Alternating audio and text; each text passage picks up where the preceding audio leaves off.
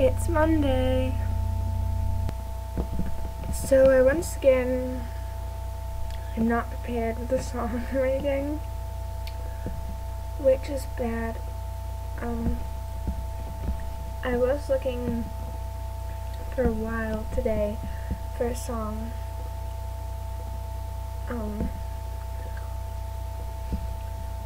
About a great travel beauty, or that reminded me of a great travel beauty, because that is the topic.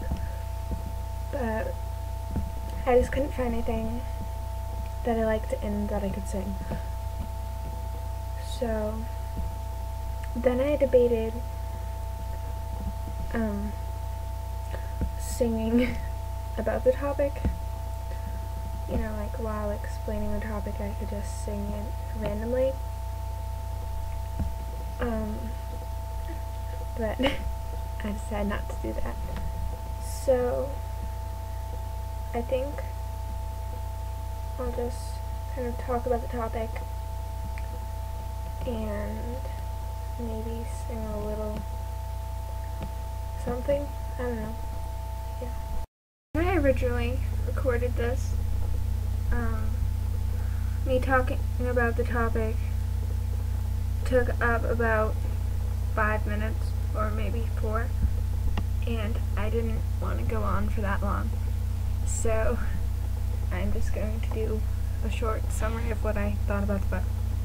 I think that generally the first book is the most important. Not necessarily always the favorite book, and it's not my favorite book, Rebel Angels is. But it's usually the most important because if you don't like the first book, then you won't continue on and read the second book unless you're really bored. And I did like A Great Travel Beauty, and I'm really glad, because if I hadn't, then I would never read Rebel Angels, which is one of my favorite books ever. A Great Travel Beauty, I just thought it was really different. I've read a lot of books,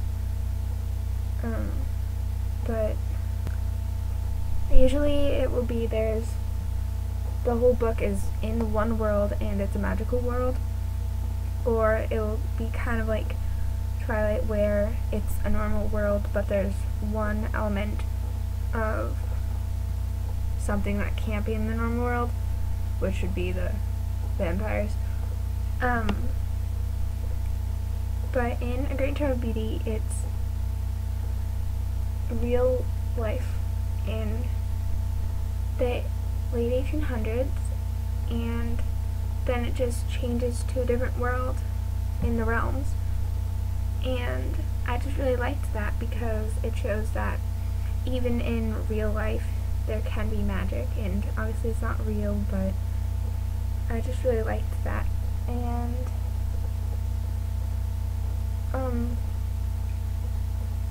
what I really like about the series and the book is that you get into Gemma's head.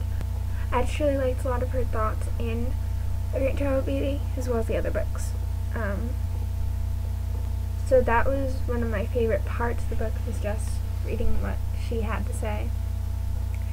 And then I also liked the parts where they were reading Mary Dad's diary. I thought that was good. And Felicity's ghost story, I enjoyed that part. I just really liked the book in all. So yeah. This week there were 2 challenges, one from Kelsey and one from Rick and Lynn.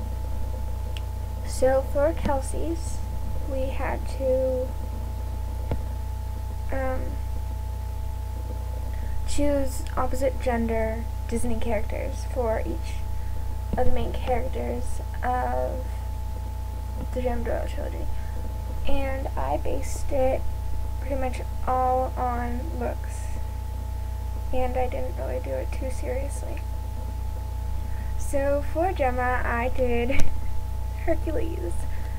And Hercules isn't as muscular in the beginning of the movie, so yeah. And for Pippa, I chose Prince Eric from The Little Mermaid, and he does kind of look like a male Pippa. Maybe not as attractive, but I think he's cute. So yeah, Prince Eric or Prince Charming from Cinderella. I think possibly him too. For Felicity, I was looking for a blonde male Disney character, and I really couldn't think of any, and I didn't really feel like researching it. So then I thought of Charming, or Prince Charming from Shrek, and so I went with that because some of his expressions during the movie do kind of remind me, or they make me think of something he would do. So yeah, Prince Charming or Charming from Shrek. For Anne, there aren't too many plain Disney characters, and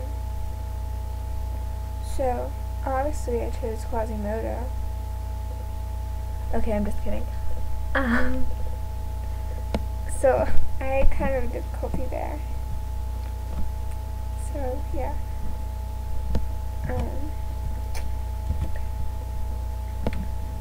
And for Kartik, I had to do the obvious, Jasmine. And then for Rick and Lynn's, I asked my mom and then I recorded it, and I don't know what happened to it. It doesn't play, and that gets me confused because I was happy to have been able to ask someone and get their opinion. So I don't know what happened to that, which is sad. So I can't really do Rick and Lynn's challenge. So I'm sorry about that. And so this has a little bit of singing in it. I'm going to sing a song that I used to sing in voice lessons when I used to take that. And it's called The Tree, and it's from the musical The Me Nobody Knows, which I've never really heard of, but that's where it's from. And I have not heard the tune to this played on piano for a while, maybe 2-3 years.